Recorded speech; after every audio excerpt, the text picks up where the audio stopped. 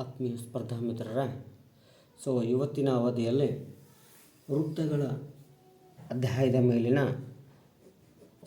25 ಪ್ರಮುಖ ಬಹು ಆಯ್ಕೆಯ ಪ್ರಶ್ನೆಗಳು ಮತ್ತು ಉತ್ತರಗಳನ್ನು ನೋಡುವಂಥ ಸಮಯ.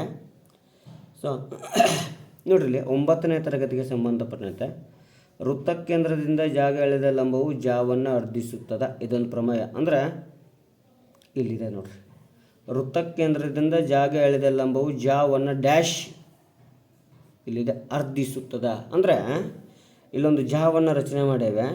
ಈ ಜಾಗಕ್ಕೆ ವೃತ್ತಕೇಂದ್ರದಿಂದ ಲಂಬವನ್ನಾಗಿ ಎಳೆದಂಥ ರೇಖೆ ಈ ಎರಡೂ ಭಾಗಗಳನ್ನು ಸಮಭಾಗಗಳಾಗಿ ವಿಭಾಗಿಸುತ್ತದೆ. ಅದಕ್ಕೆ ಇದನ್ನು ಅರ್ಧಿಸುತ್ತದೆ ಅಂತ ಕರಿತಾ ಇದ್ದಾವೆ. ನೆಕ್ಸ್ಟ್ ನೋಡ್ರಿ, ಒಂದೇ ವೃತ್ತಖಂಡದಲ್ಲಿನ ಕೋನಗಳು ಸಮನಾಗಿರುತ್ತವೆ. ನೆಕ್ಸ್ಟ್ ನೋಡೋಣ್ರಿ, ಅಂದ್ರೆ ಅರ್ಧ ವೃತ್ತಖಂಡ ಆಗಿರ್ಬೋದು, ಲಘು ವೃತ್ತಖಂಡ ಆಗಿರ್ಬೋದು, ಅಧಿಕ ವೃತ್ತಖಂಡ ಆಗಿರ್ಬೋದು. ಇದರಲ್ಲಿರುವಂತಹ ಕೋನಗಳು ಅರ್ಧ ವೃತ್ತಖಂಡದಲ್ಲಿರುವಂಥ ಎಲ್ಲ ಕೋನಗಳು ಸಮಾನ, ಲಘು ವೃತ್ತಖಂಡದಲ್ಲಿರುವಂಥ ಕೋನಗಳು ಸಮಾನ, ಅಧಿಕ ವೃತ್ತಖಂಡದಲ್ಲಿರುವ ಕೋನಗಳು ಕೂಡ ಸಮ ಆಗಿರ್ತಾ ಇದ್ದಾವೆ.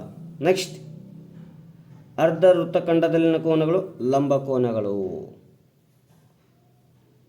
ಇನ್ನು ಪರಿಧಿ ಕೋನವು ಕೇಂದ್ರ ಕೋನದ ಅರ್ಧದಷ್ಟಿದೆ. ಅಂದರೆ ಕೇಂದ್ರ ಕೋನ = 2 × ಪರಿಧಿ ಕೋನ ಅಂದಂಗ್ರಿ. ಅಂದರೆ ಕೇಂದ್ರ ಕೋನವನ್ನು ಅರ್ಧ ಮಾಡಿದ್ದೀವಿ ಅಂದರೆ ಪರಿಧಿ ಕೋನ ಸಿಗ್ತಾ ಇದೆ. 9th ಒಳಗಡೆ ಇದ್ದಂಥ ಸಿಲೆಬಸ್. ಇನ್ನು 10th ಇರುವಂಥದ್ದು, ಸ್ಪರ್ಶ ಬಿಂದುವಿನಲ್ಲಿ ಎಳೆದ ತ್ರಿಜ್ಯವು ಸ್ಪರ್ಶಕಕ್ಕೆ ಲಂಬವಾಗಿರುತ್ತದೆ. ನೆಕ್ಸ್ಟ್, ಬಾಹ್ಯ ಬಿಂದುವಿನಿಂದ ವೃತ್ತಕ್ಕೆ ಎಳೆದ ಸ್ಪರ್ಶಕಗಳ ಉದ್ದಗಳು ಸಮವಾಗಿರುತ್ತವೆ. ಇದು 10th ಇದ್ದಂಥದ್ದು ಹೊಸ ಸಿಲೆಬಸ್ ಅಂದ್ರೆ ಇದು, ರೈಟ್ ರೀ. ನೆಕ್ಸ್ಟ್ ನೋಡೋಣ ಸಮಸ್ಯೆಗಳು. 1ನೇದು ನೋಡಿದ್ದೇವೆ. 2ನೇದು, ವೃತ್ತದ ಬಾಹ್ಯ ಬಿಂದುವಿನಿಂದ ವೃತ್ತಕ್ಕೆ ಎಳೆಯಬಹುದಾದ ಗರಿಷ್ಠ ಸ್ಪರ್ಶಕಗಳ ಸಂಖ್ಯೆ. ನೋಡ್ರಿ, ಇದೊಂದು P ಎಂಬುದು ಬಾಹ್ಯ ಬಿಂದು. ಆ ಬಿಂದುವಿನಿಂದ ವೃತ್ತಕ್ಕೆ ಒಂದು ಸ್ಪರ್ಶಕವನ್ನು ಎಳೆದಿದ್ದೇವೆ, ಇಲ್ಲೊಂದು ಸ್ಪರ್ಶಕ. ಟೋಟಲ್ ಬಾಹ್ಯ ಬಿಂದುವಿನಿಂದ ಎಷ್ಟು ಸ್ಪರ್ಶಕಗಳನ್ನು ರಚನೆ ಮಾಡ್ಬೋದು? 2 ಸ್ಪರ್ಶಕಗಳನ್ನು ರಚನೆ ಮಾಡ್ಬೋದು. ಹಾಗಾದರೆ ಸರ್, ಇಲ್ಲಿಂದ ಯಾವುದೇ ಹೊರಗಿನ ಇರೋ ಬಿಂದು ಇರಲಾಕ ಆ ಬಿಂದುವಿನಿಂದ ವೃತ್ತಕ್ಕೆ ಏನು ಮಾಡ್ಬೋದಪ್ಪ ಅಂದ್ರೆ 2 ಸ್ಪರ್ಶಕಗಳನ್ನು ಎಳೆಯಬಹುದು. ವೃತ್ತದ ಮೇಲಿನ ಒಂದು ಬಿಂದುವಿನಲ್ಲಿ ಎಳೆಯಬಹುದಾದ ಸ್ಪರ್ಶಕಗಳ ಸಂಖ್ಯೆ. ನೋಡ್ರಿ, ವೃತ್ತದ ಇಲ್ಲೊಂದು ಬಿಂದು ಐತೆ, ಈ ಬಿಂದುವಿನ ಮೇಲೆ ಎಷ್ಟು ಸ್ಪರ್ಶಕವನ್ನು ಎಳೆಯಬಹುದು? ಇಲ್ಲೊಂದು ಬಿಂದು ಇದೆ P, ಈ ಬಿಂದುವಿಗೆ ಎಷ್ಟು ಸ್ಪರ್ಶಕ? ಒಂದೇ ಒಂದು. ಇಲ್ಲೊಂದು ಬಿಂದು ಐತಿ Q, ಅದರ ಮೇಲೆ ಎಷ್ಟು ಸ್ಪರ್ಶಕರೇ? ಒಂದೇ ಒಂದು. ಇಲ್ಲೊಂದು ಬಿಂದು ತಗೊಳ್ಳೋಣ R, ಎಷ್ಟು ಸ್ಪರ್ಶಕ? ಒಂದೇ ಸ್ಪರ್ಶಕ. ಅಂದರೆ ವೃತ್ತದ ಮೇಲಿನ ಒಂದು ಬಿಂದುವಿನಲ್ಲಿ ಎಷ್ಟು ಸ್ಪರ್ಶಕಗಳನ್ನು ರಚನೆ ಮಾಡ್ಬೋದು? ಒಂದೇ ಒಂದು ಸ್ಪರ್ಶಕವನ್ನು ರಚನೆ ಮಾಡ್ಬೋದು. ನೆಕ್ಸ್ಟ್ ಪ್ರಶ್ನೆ,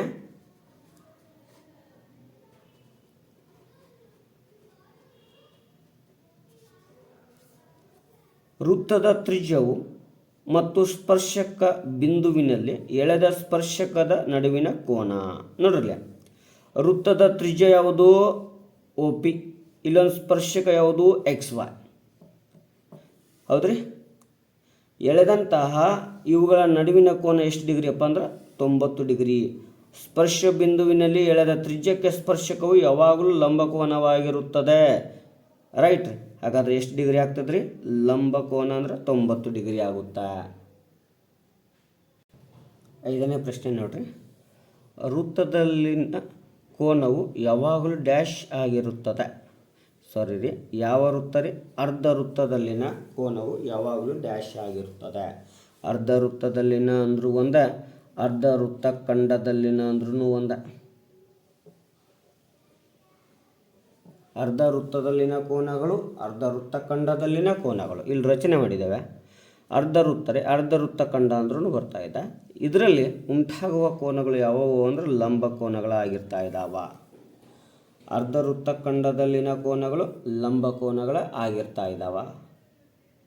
ನೆಕ್ಸ್ಟ್, ವೃತ್ತದ ಕೇಂದ್ರ O ಬಿಂದುವಿನ O ನಿಂದ 8 ಸೆಂಟಿಮೀಟರ್ ಉದ್ದದ ಜಾಗ ಎಳೆದ ಲಂಬವು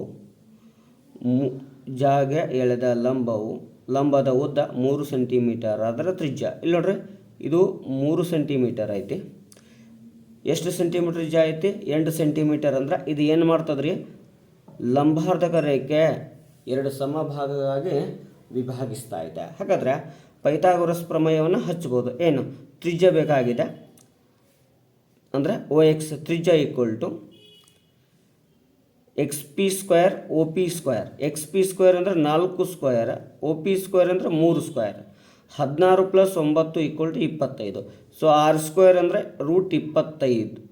R ಅಂದರೆ √25 ಆಯಿತು. ಸೊ R = 25 ವರ್ಗಮೂಲ 5 ಸೆಂಟಿಮೀಟರ್. ಹಾಗಾದರೆ ಆ ವೃತ್ತದ ತ್ರಿಜ್ಯ ಎಷ್ಟು ಸೆಂಟಿಮೀಟರ್ ರೀ? 5 ಸೆಂಟಿಮೀಟರ್ ಆಗಿದೆ.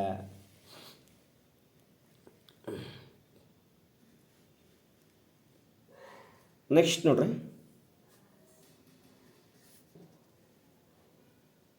7ನೇದು 5 ಸೆಂಟಿಮೀಟರ್ ತ್ರಿಜ್ಯವಿರುವ ವೃತ್ತಕ್ಕೆ ಕೇಂದ್ರದಿಂದ 13 ಸೆಂಟಿಮೀಟರ್ ದೂರದಲ್ಲಿರುವ ಬಾಹ್ಯ ಬಿಂದುವಿನಿಂದ ಎಳೆದ ಸ್ಪರ್ಶಕದ ಉದ್ದ. ನೋಡ್ರಿ, ಎಷ್ಟು ಸೆಂಟಿಮೀಟರ್ ತ್ರಿಜ್ಯ ಐತಿ? 5 ಸೆಂಟಿಮೀಟರ್ ತ್ರಿಜ್ಯ ಐತಿ. ವೃತ್ತ ಕೇಂದ್ರದಿಂದ ಬಾಹ್ಯ ಬಿಂದು ಎಷ್ಟು ಸೆಂಟಿಮೀಟರ್ ದೂರದಲ್ಲೈತಿ? 13 ಸೆಂಟಿಮೀಟರ್ ಐತಿ. ಹಾಗಾದರೆ ಸ್ಪರ್ಶಕದ ಉದ್ದ. ಸೊ ಸ್ಪರ್ಶಕದ ಉದ್ದ ಬೇಕಾಗಿತ್ತು ಅಂದರೆ ವಿಕರ್ಣದ ವರ್ಗವು ತ್ರಿಜ್ಯದ ವರ್ಗವನ್ನು ಏನು ಮಾಡಬೇಕು?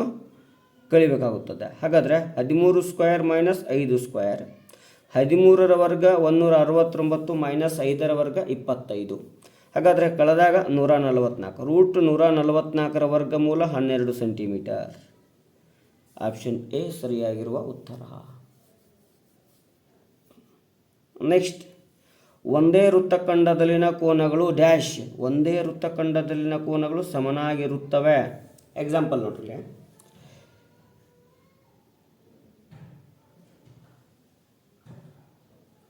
ಇಲ್ಲಿ ಏನೈತಿ?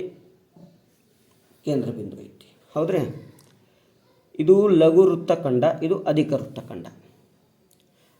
ಅಧಿಕ ವೃತ್ತಖಂಡದಲ್ಲಿ ಲಘು ಕೋನಗಳು ಉಂಟಾಗುತ್ತವೆ, ಆದರೆ ಎಲ್ಲ ಕೋನಗಳು ಸಮನಾಗಿರ್ತಾ ಇದ್ದಾವೆ, ಎಷ್ಟೇ ಕೋನಗಳು ಉಂಟಾಗಲಿ. ಇನ್ನು ಲಘು ವೃತ್ತಖಂಡದಲ್ಲಿ ವಿಶಾಲ ಕೋನಗಳು ಉಂಟಾಗುತ್ತವೆ, ಎಷ್ಟೇ ವಿಶಾಲ ಕೋನಗಳು ಉಂಟಾದರೂ ಆ ಎಲ್ಲ ಕೋನಗಳು ಕೂಡ ಏನಾಗಿರ್ತಾವ? ಸಮನಾಗಿರ್ತಾ ಇದ್ದಾವ. ಲಘು ವೃತ್ತಖಂಡದಲ್ಲಿನ ವಿಶಾಲ ಕೋನಗಳು ಸಮ, ಅಧಿಕ ವೃತ್ತಖಂಡದಲ್ಲಿನ ಲಘು ಕೋನಗಳು ಕೂಡ ಏನಾಗಿರ್ತಾವ? ಸಮನಾಗಿರ್ತಾ ಇದ್ದಾವ, ಎಷ್ಟೇ ಕೋನಗಳ ರಚನೆ ಮಾಡಿರಿ. ಇನ್ನು 9ನೇದು, ಬಾಹ್ಯ ಬಿಂದುವಿನಿಂದ ವೃತ್ತಕ್ಕೆ ಎಳೆದ ಸ್ಪರ್ಶಕಗಳ ಉದ್ದ. ನೋಡ್ರಿ, ಇಲ್ಲೊಂದು ಸ್ಪರ್ಶಕವನ್ನು ಎಳೆದಿದ್ದೇವೆ, 2. ಯಾವುದು? AP ಮತ್ತು PP, ಹೌದ್ರಿ? ಈ ಎರಡೂ ಸ್ಪರ್ಶಕಗಳು ಏನಾಗಿರ್ತಾವೆ ಅಂದ್ರೆ ಸಮನಾಗಿರ್ತಾವೆ. ಯಾವ ಬಿಂದುವಿನಿಂದ?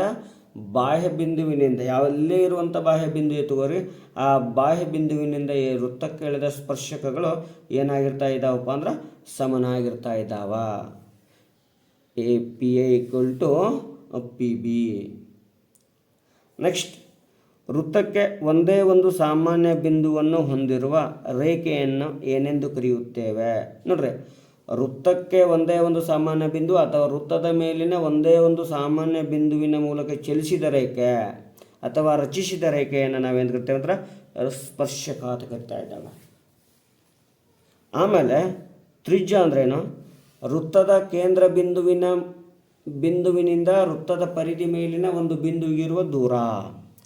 ವೃತ್ತದ ಕೇಂದ್ರದಿಂದ ವೃತ್ತದ ಪರಿಧಿ ಮೇಲಿನಿಗೆ ಇರುವಂತಹ ಒಂದು ಬಿಂದುವಿಗಿರುವ ದೂರವನ್ನು ತ್ರಿಜ್ಯ ಅಂತ ಕರಿತಾ ಇದ್ದಾವೆ. ಇನ್ನು ಝ ಅಂದ್ರೆ ವೃತ್ತದ ಪರಿಧಿ ಮೇಲಿನ 2 ಬಿಂದುಗಳನ್ನು ಸೇರಿಸಿದ ರೇಖೆಯನ್ನು ನಾವು ಏನಂತ ಕರಿತೀವಿ? ಝ ಅಂತ ಕರಿತಾ ಇದ್ದಾವೆ. ಹಾಗಾದರೆ ವೃತ್ತದಲ್ಲಿ ಅತಿ ದೊಡ್ಡ ಝ ಯಾವುದಾಗಿರ್ತದೆ ಅಂದರೆ ವ್ಯಾಸವಾಗಿರ್ತದೆ. ವೃತ್ತದಲ್ಲಿ ಅತಿ ದೊಡ್ಡ ಝ ಏನಾಗಿರ್ತದೆ? ವ್ಯಾಸವಾಗಿರ್ತಾ ಇದೆ. ಇನ್ನು ಛೇದಕ ರೇಖೆ ಅಂದರೆ ವೃತ್ತವನ್ನು 2 ಬಿಂದುಗಳಲ್ಲಿ ಛೇದಿಸಿದ ರೇಖೆಯನ್ನು, ಅಂದರೆ ಛೇದಿಸಿ ಮುಂದೆ ಹೋಗಿರಬೇಕು ಅಂತಹ ರೇಖೆಯನ್ನು ನಾವು ಏನು ಕರಿತೇವೆ ರೀ? ಛೇದಕ ರೇಖೆ ಅಥವಾ ವೃತ್ತ ಛೇದಕ ಅಂತ ಕರಿತಾ ಇದ್ದಾವೆ. ವೃತ್ತವನ್ನು 2 ಬಿಂದುಗಳಲ್ಲಿ ಛೇದಿಸುವ ರೇಖೆಯನ್ನು ಏನೆಂದು ಕರೀತಾರೆ? ನೋಡ್ರಿ, ಆಗಲೇ ನೋಡಿದೆಲ್ಲ, ವೃತ್ತ ಛೇದಕ ರೇಖೆ. Option B. ವೃತ್ತವನ್ನು ಎ ಮತ್ತು ಬಿ ಬಿಂದುವಿನಲ್ಲಿ ಛೇದಿಸಿ ಮುಂದೆ ಹೋಗೈತಿ, ಅದಕ್ಕೆ ನಾವು ಏನು ಕರಿತೀವಿ ರೀ? ಛೇದಕ ರೇಖೆ ಅಂತ ಕರೀತಾ ಇದ್ದಾವೆ.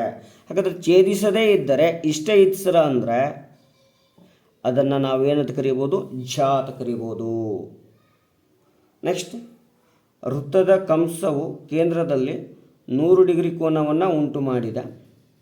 ಪರಿಧಿ ಮೇಲಿನ ಬಿಂದುವಿನಲ್ಲಿ ಉಂಟು ಮಾಡಿದ ಕೋನ ಎಷ್ಟು? ನಾ ಹೇಳಿದ್ದೀನಿ ರೀ ಆಗಲ್ಲ, ಕೇಂದ್ರ ಕೋನದ ಅರ್ಧದಷ್ಟು ಯಾವ ಕೋನವಿರುತ್ತದೆ? ಪರಿಧಿ ಕೋನ. 100/2 = 50 ಡಿಗ್ರಿ. ಯಾವುದೇ ಇರಲಿ ರೀ, ಹಂಗಂದ್ರೆ ಆದರೆ ಯಾವ ರೀತಿ ಉಂಟಾಗ್ತಾವೆ ಅದನ್ನು ಗೊತ್ತಾಗಬೇಕು ರೀ. ಪರಿಧಿ ಕೋನ ಯಾಕಡೆ ಕೋನವನ್ನು ಉಂಟು ಮಾಡಿರ್ತದೋ ಅದರ ಅಪೋಸಿಟ್ ಕೋನನೇ ಕೇಂದ್ರ ಕೋನ ಇರ್ತದೆ. ಇದು ಪರಿಧಿ ಕೋನ ಈ ಸೈಡ್ ಇದ್ದರೆ ಕೇಂದ್ರ ಕೋನನೂ ಹೀಗೆ ಇರುತ್ತೆ. ಕೇಂದ್ರ ಕೋನ ಈ ಕಡೆ ಇತ್ತು, ಈ ಸೈಡ್ ಓಪನ್ ಇತ್ತಂದರೆ ಪರಿಧಿ ಕೋನನೂ ಈ ರೀತಿ ಇರ್ತಾಯಿದೆ. ನೆಕ್ಸ್ಟ್, ವೃತ್ತದ ಅತ್ಯಂತ ದೊಡ್ಡ ಜಾವನ್ನು ನಾವು ಹೇಳಿದೇವಲ್ರಿ, ವ್ಯಾಸ ಅಂತ ಕರಿತೇವೆ.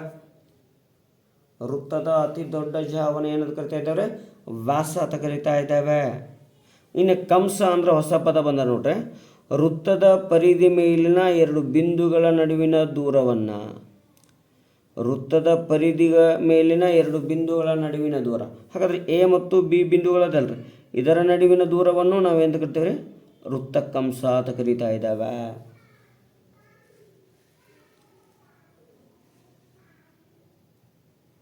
ನೆಕ್ಸ್ಟ್ ನೋಡ್ರಿ 14ನೇದು,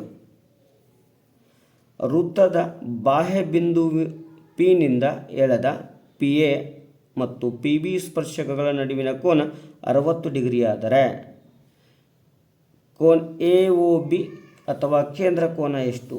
ನೋಡ್ರಲ್ಲಿ, ಸ್ಪರ್ಶಕಗಳ ನಡುವಿನ ಕೋನ ಮತ್ತು ತ್ರಿಜ್ಯಗಳ ನಡುವಿನ ಕೋನ ಅಥವಾ ಕೇಂದ್ರ ಕೋನ ಎರಡೂ ಕೋನಗಳ ಮೊತ್ತ 180 ಡಿಗ್ರಿಗೆ ಸಮ. ಹಾಗಾದರೆ 180 - 60 ಅಂದರೆ 120 ಡಿಗ್ರಿ. ಸರಿಯಾದ ಉತ್ತರ ಆಪ್ಷನ್ ಎ, 120 ಡಿಗ್ರಿ. 2 ವೃತ್ತಗಳು ಒಳಗೆ ಸ್ಪರ್ಶಿಸಿದರೆ ಅವುಗಳಿಗೆ ಎಳೆಯಬಹುದಾದ ಸಾರ್ವತ್ರಿಕ ಸ್ಪರ್ಶಕಗಳ ಸಂಖ್ಯೆ ಎಷ್ಟು ಅಂದರೆ 1. ಇಲ್ಲಿ ನೋಡ್ರಿ, ಒಂದು ಸಣ್ಣ ವೃತ್ತ ಐತಿ, ಒಂದು ವೃತ್ತ ಇರ್ತೈತಿ. ಎಲ್ಲ 2 ವೃತ್ತಗಳು ಪಿ ಬಿಂದುವಿನಲ್ಲಿ ಛೇದಿಸ್ಯಾವ. ಆ ಬಿಂದುವಿನ ಮೂಲಕ ಎಳೆಯಬಹುದಾದ ಸಾಮಾನ್ಯ ಸ್ಪರ್ಶಕಗಳ ಸಂಖ್ಯೆ ಎಷ್ಟು ಅಂದರೆ 1. ಅಂತಸ್ಪರ್ಶಿ 2 ವೃತ್ತಗಳಿಗೆ ಕೇವಲ ಸಾಮಾನ್ಯವಾಗಿ ಎಷ್ಟು ಸ್ಪರ್ಶಕ ಅಂದರೆ 1 ಸ್ಪರ್ಶಕವನ್ನು ಎಳಿತಾ ಇದ್ದಾವೆ.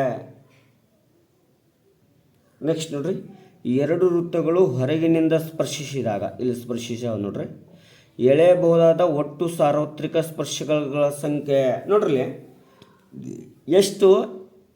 ಇಲ್ಲೊಂದು ಸಾಮಾನ್ಯ ಸ್ಪರ್ಶಕ ಎಳೆದಿದ್ದಾವೆ, ಇಲ್ಲೊಂದು ಸಾಮಾನ್ಯ ಸ್ಪರ್ಶಕ ಎಳೆದಿದ್ದಾವೆ, ಆಮೇಲೆ ಇಲ್ಲೊಂದು. ಟೋಟಲ್ ಎಷ್ಟು ಸ್ಪರ್ಶಕಗಳನ್ನು ಎಳಿಬೋದು? ಸಾಮಾನ್ಯವಾಗಿ 3 ನೋಡ್ರಿ. ಬಾಹ್ಯವಾಗಿ ಸ್ಪರ್ಶಿಸುವ 2 ವೃತ್ತಗಳಿಗೆ 2 ನೇರ, ಆಮೇಲೆ 1 ಓರೆ ಅಂದ್ರೆ ಅಡ್ಡ. ಒಟ್ಟು ಎಷ್ಟು ಸ್ಪರ್ಶಕಗಳು? 3 ಸ್ಪರ್ಶಕಗಳು. ಇನ್ನು ಚಕ್ರೀಯ ಚತುರ್ಭುಜದ ಅಭಿಮುಖ ಕೋನಗಳ ಮೊತ್ತವು ನೋಡ್ರಿ, ಯಾವುದೇ ಚಕ್ರೀಯ ಚತುರ್ಭುಜ ಅಂದರೆ, ಚಕ್ರೀಯ ಚತುರ್ಭುಜವೆಂದರೆ ವೃತ್ತದ ಪರಿಧಿ ಮೇಲೆ ಚತುರ್ಭುಜದ 4 ಶೃಂಗ ಬಿಂದುಗಳಿದ್ದರೆ ಆ ಚತುರ್ಭುಜವನ್ನು ಚಕ್ರೀಯ ಚತುರ್ಭುಜ ಎಂದು ಕರೆಯುತ್ತೇವೆ. 1ನೇದ್ದು. 2ನೇದ್ದು, ಚಕ್ರೀಯ ಚತುರ್ಭುಜದ ಅಭಿಮುಖ ಕೋನಗಳ ಮೊತ್ತವು 180 ಡಿಗ್ರಿಗೆ ಸಮನಾಗಿರುತ್ತದೆ. 2ನೇದ್ದು. ಹೌದ್ರಿ. ನೆಕ್ಸ್ಟ್, ಚಕ್ರೀಯ ಚತುರ್ಭುಜವನ್ನು ಒಂದು ಬಾಹ್ಯ ರೇಖೆಯನ್ನು ವೃದ್ಧಿಸಿದ್ದೇವೆ ಅಂದರೆ ಆ ಹೊರ ಕೋನವು ಚಕ್ರೀಯ ಚತುರ್ಭುಜದ ಪಾರ್ಶ್ವಕೋನದ ಅಭಿಮುಖ ಕೋನಕ್ಕೆ ಸಮನಾಗಿರ್ತಾ ಇದೆ. ಈ ಕೋನಕ್ಕೆ ಈ ಕೋನ ಸಮ.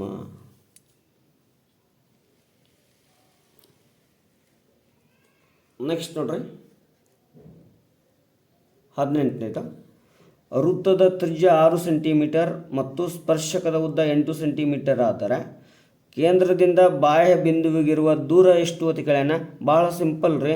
ಏನು, ಸ್ಪರ್ಶಕದ ಉದ್ದ 8 ಕೊಟ್ಟಿದ್ದಾನ, ತ್ರಿಜ್ಯ 6 ಕೊಟ್ಟಿದ್ದಾನ ಅಂದ್ರೆ ಬಾಹ್ಯ ಬಿಂದುವಿನ ದೂರ ಸ್ಕ್ವೇರ್ = 6 ಸ್ಕ್ವೇರ್ + 8 ಸ್ಕ್ವೇರ್. 6 ಸ್ಕ್ವೇರ್ ಅಂದರೆ 36, 8 ಸ್ಕ್ವೇರ್ ಅಂದರೆ 64. ಕೂಡಿಸಿದಾಗ ಎಷ್ಟಾಯಿತು? 100. 100ರ ವರ್ಗಮೂಲ ಎಷ್ಟಾಗುತ್ತದೆ ರೀ? 10. ಹಾಗಾದರೆ ಆ ಬಾಹುವಿನ ಉದ್ದ ಎಷ್ಟು ಅಥವಾ ವೃತ್ತಕೇಂದ್ರದಿಂದ ಬಾಹ್ಯ ಬಿಂದುವಿಗಿರುವ ದೂರ ಎಷ್ಟು ಅಂದರೆ 10 ಸೆಂಟಿಮೀಟರ್. ವೃತ್ತದ ವ್ಯಾಸದ ಅಂತ್ಯಬಿಂದುಗಳಲ್ಲಿ ಎಳೆದ ಸ್ಪರ್ಶಕಗಳು ಪರಸ್ಪರ ಡ್ಯಾಶ್ ಆಗಿರುತ್ತವೆ, ಸಮಾಂತರವಾಗಿರ್ತಾ ಇದ್ದಾವೆ. ಸರ ಏನ್ರಿ ಹೆಂಗೆ ಕೇಳಾಕತ್ತಾನ್ರಿ ಅಂದ್ರೆ ಈ ರೀತಿಯಾಗಿ ಚಿತ್ರವನ್ನು ನೋಡ್ರೆ ಇಲ್ಲಿ ವ್ಯಾಸವನ್ನು ರಚನೆ ಮಾಡಿದ್ದೇವೆ. ವ್ಯಾಸದ ಅಂತ್ಯಬಿಂದುವಿನಲ್ಲಿ ಎ ಮತ್ತು ಬಿನಲ್ಲಿ ಸ್ಪರ್ಶಕವನ್ನು ಎಳೆದಿದ್ದೇವೆ. ಈ ಎರಡೂ ಸ್ಪರ್ಶಕಗಳು ಹೆಂಗಿರ್ತಾವಪ್ಪ ಅಂದ್ರೆ ಸಮಾಂತರವಾಗಿರುತ್ತವೆ. ಹೆಂಗಿರ್ತಾವ್ರಿ? ಸಮಾಂತರವಾಗಿರ್ತಾವ. ಇನ್ನು ವೃತ್ತದ ಒಳಗೆ ಇರುವ ಬಿಂದುವಿನಿಂದ ವೃತ್ತಕ್ಕೆ ಎಳೆಯಬಹುದಾದ ಸ್ಪರ್ಶಕಗಳ ಸಂಖ್ಯೆ 0. ಒಂದು ವೃತ್ತ ಐತಿ, ಆ ವೃತ್ತದ ಒಳಗೆ ಎಳೆಯಬಹುದಾದಂಥ ಸ್ಪರ್ಶಕಗಳ ಸಂಖ್ಯೆ ಯಾವಾಗಲೂ ಏನಾಗಿರ್ತದೆ ರೀ ಅಂದರೆ 0 ಆಗಿರ್ತಾ ಇದೆ ರೀ. ಒಳಗಿರುವ ಬಿಂದುವಿನ ಮೂಲಕ ವೃತ್ತಕ್ಕೆ ಸ್ಪರ್ಶಕವನ್ನು ಎಳೆಯಲು ಸಾಧ್ಯ ಇಲ್ಲ. ಏಕಕೇಂದ್ರೀಯ ವೃತ್ತಗಳೆಂದರೆ ಒಂದೇ ಕೇಂದ್ರವನ್ನು ಹೊಂದಿರುವ ವಿಭಿನ್ನ ವೃತ್ತದ ತ್ರಿಜ್ಯಗಳನ್ನು ಹೊಂದಿರ್ತಾ ಇದ್ದಾವೆ. ಒಂದೇ ಕೇಂದ್ರ ಹೊಂದಿರ್ತಾ ಇದೆ, ಆದರೆ ತ್ರಿಜ್ಯಗಳು ಏನಾಗಿರ್ತಾವ್ರಿ? ಬೇರೆ ಬೇರೆ ಇರ್ತಾವ. ಇನ್ನು ಸಮನಾದ ತ್ರಿಜ್ಯಗಳಿರುವ ವೃತ್ತಗಳು ಸರ್ವಸಮ ವೃತ್ತಗಳು. ಸಮನಾದ ತ್ರಿಜ್ಯವಿರುವ ವೃತ್ತಗಳು ಸರ್ವಸಮ ವೃತ್ತಗಳು. ಛೇದಿಸುವ ವೃತ್ತಗಳು ಈಗಾಗಲೇ ನೋಡಿದೇವಲ್ರಿ, ಎರಡೂ ಬಾಹ್ಯ ಬಿಂದುವಿನಲ್ಲಿ ಛೇದಿಸ್ತಾ ಇದ್ದಾವೆ. ಇನ್ನು ಸ್ಪರ್ಶಿಸುವ ವೃತ್ತಗಳು ಅಂದರೂ ಒಂದೇ, ಛೇದಿಸುವ ವೃತ್ತಗಳು ಅಂದರೂ ಒಂದ. ಛೇದಿಸುವ ವೃತ್ತಗಳಂದ್ರೆ ಈ ರೀತಿ ಬರ್ತಾ ಇದೆ. ಎರಡು ವೃತ್ತಗಳು ಛೇದಿಸ್ತಾ ಇದ್ದಾವೆ. ಸ್ಪರ್ಶಿಸುವ ವೃತ್ತಗಳಂದ್ರೆ ಈ ರೀತಿ ಎರಡೂ ವೃತ್ತಗಳು ಒಂದೇ ಬಿಂದುವಿನಲ್ಲಿ ಛೇದಿಸ್ತಾ ಇದ್ದಾವ.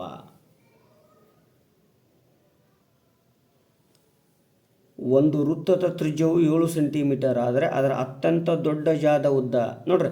ವೃತ್ತದ ಅತ್ಯಂತ ದೊಡ್ಡ ಜಾ ಯಾವುದಾಗಿರ್ತದ್ರಿ? ವ್ಯಾಸ ಅಂದ್ರೇನು? 2 ಇಂಟು ತ್ರಿಜ್ಯ ಅಂದಂಗೆ. ಹಾಗಾದರೆ 2 ಇಂಟು ತ್ರಿಜ್ಯ ಅಂದರೆ 7, 7 14 ಸೆಂಟಿಮೀಟರ್. ಇಲ್ಲಿದೆ ನೋಡ್ರಿ. ವೃತ್ತದ ಸ್ಪರ್ಶಕ ಎ ಪಿಯಲ್ಲಿ ಎ ಸ್ಪರ್ಶ ಬಿಂದುವಾಗಿದೆ. Cone A P O 30 degree ಆದರೆ ಎ ಒ ಪಿ ಎಷ್ಟು ಡಿಗ್ರಿ ಆಗ್ತದೆ ರೀ ಅಂದರೆ 60 ಡಿಗ್ರಿ ಆಗ್ತಾ ಇದೆ. ಎಷ್ಟು ಡಿಗ್ರಿ ಆಗ್ತದೆ ರೀ? 60 ಡಿಗ್ರಿ ಆಗುತ್ತೆ. ಯಾಕಪ್ಪ ಅಂದರೆ ಇಲ್ಲಿ ಸ್ಪರ್ಶಕ ಮತ್ತು ತ್ರಿಜ್ಯಗಳ ನಡುವಿನ ಕೋನ 180. ಆಮೇಲೆ ಸ್ಪರ್ಶಕದ ಬಿಂದುವಿಗೆ ಕೇಂದ್ರದಿಂದ ಎಳೆದ ಕೋನ 90 ಪ್ಲಸ್ 30 ಡಿಗ್ರಿಯನ್ನು ತೆಗೆದೇವಿ ಅಂದರೆ ಎಷ್ಟಾಗುತ್ತೆ ರೀ? 60 ಡಿಗ್ರಿ ಉಂಟಾಗುತ್ತೆ.